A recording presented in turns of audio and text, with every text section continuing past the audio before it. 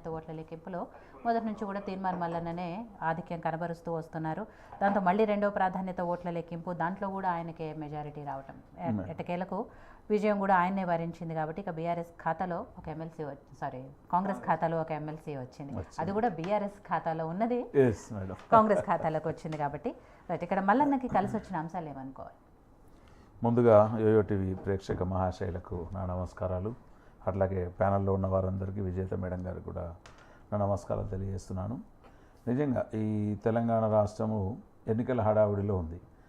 MP ఎలక్షన్లతోని హడావుడి అయిపోయిందనే తరుణంలో ఈ ఎమ్మెల్సీ నిజంగా ఈ 3 జిల్లాల పట్టభద్రుల ఏదైతే ఎమ్మెల్సీ జరుగుతుందో మేడం, ఈడ వాస్తవంగా 3 పార్టీల మధ్య హోరాహోరీ పోరు ఉంటుంది అనుకొని అందరు భావించారు. సో లెక్క ప్రకారంగా బీజేపీ వర్సెస్ కాంగ్రెస్, తర్వాత దీనికంటే ఎక్కువగా కూడా బీఆర్ఎస్ వర్సెస్ కాంగ్రెస్ నడిచింది. ఈ ఏదైతే ఈ పల్లా రాజేశ్వరరెడ్డి గారు జనగాం ఎమ్మెల్యేగా గెలిచిన తర్వాత రిజైన్ చేసినప్పుడు ఇది కూడా ఒక ఉప ఎన్నిక. వాస్తవంగా మేడం గారు కాంగ్రెస్ వేవ్ ఎట్లా ఉందో మీరు చూస్తున్నారు. నిన్నగాక మొన్న కంటోన్మెంట్ ఎన్నికలలో కూడా బీఆర్ఎస్ సీటును కాంగ్రెస్ పార్టీ గెలుచుకోవడం జరిగింది. అక్కడ కంటోన్మెంట్ ప్రజలకు కూడా కాంగ్రెస్ పార్టీ తరఫున శుభాకాంక్షలు, శ్రీ గణేష్ గారు కూడా శుభాకాంక్షలు తెలియజేస్తున్నాం. అట్లాగే ఇప్పుడు తీన్మార్ మల్లన్న మేడం, ఇక్కడ ఉన్నటువంటి 3 అభ్యర్థులు మీరు గమనించవచ్చు. మల్లన్న గారికి అనుకూలమైన అంశాలు ఏందని తమరు అడిగినారు.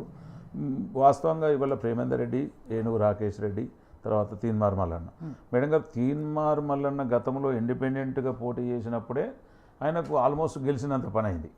అంటే హేమీల మధ్య ఉంటే కూడా అదే సెకండ్ పొజిషన్. తీన్మార్ మల్లన్నకు గెలిచి వచ్చే అంటే అనుకూలించిన అంశాలు ఏంటంటే madam, first of all Teenmar Mallanna ఒక ప్రశ్నించే గొంతు. అంటే ఆయన ఒక జర్నలిస్ట్ కావచ్చు, ఒక న్యూస్ టీవీ ఛానల్ పెట్టుకొని పెద్ద పెద్ద వాళ్ళను, ఈవెన్ కేసీఆర్ గారిని ఎదురించి జైలు పాలు ఎంత ఇబ్బంది పడ్డాడో చూసాను. అంటే ప్రజలు ఏం కోరుకుంటారంటే మేడం, మన ప్రజల పక్షాన లేకపోతే ఈ వ్యతిరేకతల మీద మాట్లాడేటందుకు కూడా కొంతమందికి గట్స్ కావాలి. సో అందులో ఈ యొక్క అంశాల మీద ఎంత పెద్దనైనా ఎదిరించగలిగే వ్యక్తి లేకపోతే ప్రశ్నించగలిగే వ్యక్తి తీన్మార్ మల్లన్నకు ఉన్నాడు. కాబట్టి ఈ 3 నియోజకవర్గాలు, దాదాపు 34-36 నియోజకవర్గాల పట్టభద్రులు అందరూ కూడా ఓటు వేయడం జరిగింది. వాస్తవంగా ఫస్ట్ రోజే తీన్మార్ మల్లన్న విజయాన్ని, అంటే నైతికంగా తీన్మార్ మల్లన్న మొదటి లెక్కింపు రోజే విజయం సాధించినట్టు. ఏదైతే ఒక దాదాపు 24,000 ఓట్లు ఈ పట్టభద్రులకు దండం పెట్టాలి. 24,000 ఓట్లు వేస్ట్ చేశారు మేడం. ఒక్క ఓటు కాదు, 2 కాదు, 3 జిల్లాలలో 24,000 ఓట్లు. అంటే నాకు తెలిసి పట్టభద్రులు ఇంకెప్పుడు ఇంత పెద్ద తప్పిదం చేయరని నేనైతే పట్టభద్రులకు కాంగ్రెస్ పార్టీ తరఫున విజ్ఞాపన చేస్తున్నాను. ఎందుకంటే పట్టభద్రులు అనేవాళ్ళు బాగా నాలెడ్జ్ ఉన్నవారు కాబట్టి ఖచ్చితంగా మీకు ఇష్టమున్న అభ్యర్థిని ఎన్నుకోవాలి, ఇష్టం లేని అభ్యర్థికి ఓటేయద్దు. కానీ అందులన్నీ ఏవో పిచ్చిరాతలు రాసి కొంచెం ఇబ్బంది పెట్టారు. తర్వాత ఈ మొదటి ప్రాధాన్యత ఓట్లు, రెండో ప్రాధాన్యత, మూడో ప్రాధాన్యతకు పోకముందే రెండో ప్రాధాన్యత ఓట్ల మీదనే ఇప్పుడు లెక్కింపు అనేది జరిగింది. ఆల్మోస్ట్ మల్లన్న గారికి విజయం సాధించినట్టే. కనుక తీన్మార్ మల్లన్నకు కూడా కాంగ్రెస్ పార్టీ తరఫున, యోయో టీవీ తరఫున కూడా శుభాకాంక్షలు, అభినందనలు తెలియజేస్తున్నాం. తీన్మార్ మల్లన్న ఎప్పుడైతే ప్రజాక్షేత్రంలోకి పోయిండో మేడం, ప్రజలు ఏమనుకున్నారంటే ఈ ఎమ్మెల్సీలో చట్టసభకు మల్లన్నను పంపించాలని ప్రజలు కోరుకున్నారు. ఇక్కడ పార్టీ కాంగ్రెసా, బీఆర్ఎస్ఆ, బీజేపీ అని కాకపోతే అక్కడ క్యాండిడేట్లను చూశారు. ఇక్కడ చూస్తే బీజేపీ ఎప్పుడు ఇచ్చినా కానీ, అంటే ఇక ఎమ్మెల్సీ అంటేనే గుజ్జల ప్రేమేందర్ రెడ్డి అనేది ఒక బీజేపీకి అలవాటు అయిపోయింది.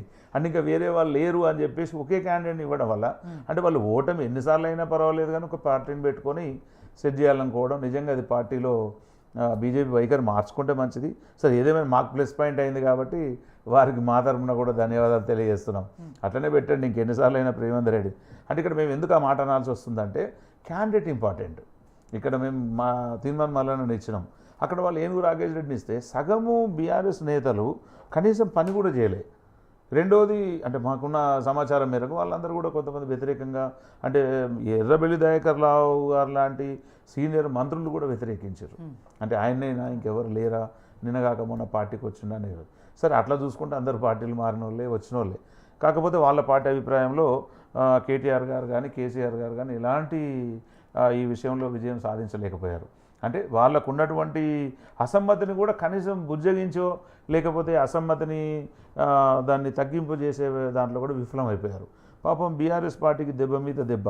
అంటే వారు చేసుకున్న స్వయంకృత అపరాధంగా వాళ్ళు తెలంగాణలో దాదాపు కనుమరుగయ్యే దిశలోకి చేరుకుంటున్నారు.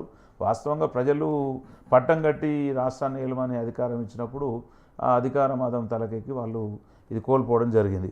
ఇవాళ కాంగ్రెస్ పార్టీ మేడం అంటే ఉన్నటువంటి పథకాలను పెట్టి లేకపోతే ఏ క్యాండిడేట్ని అయితే పెట్టినరో మేము ఏం చేస్తాము, లేకపోతే ఈ పట్టభద్రుల ఎమ్మెల్సీ సభలో మేము ఏం మాట్లాడతాం, ఏ క్యాండిడేట్ అవసరం ప్రజల పక్షాన అనేది చూసుకొని అందరూ ఈ క్యాండిడేట్ కాదు ఆ క్యాండిడేట్ వద్దంటే కూడా రేవంత్ రెడ్డి గారు ఒక మంచి నిజమైన అభ్యర్థిని తీసుకొని గెలిపివ్వడం జరిగింది.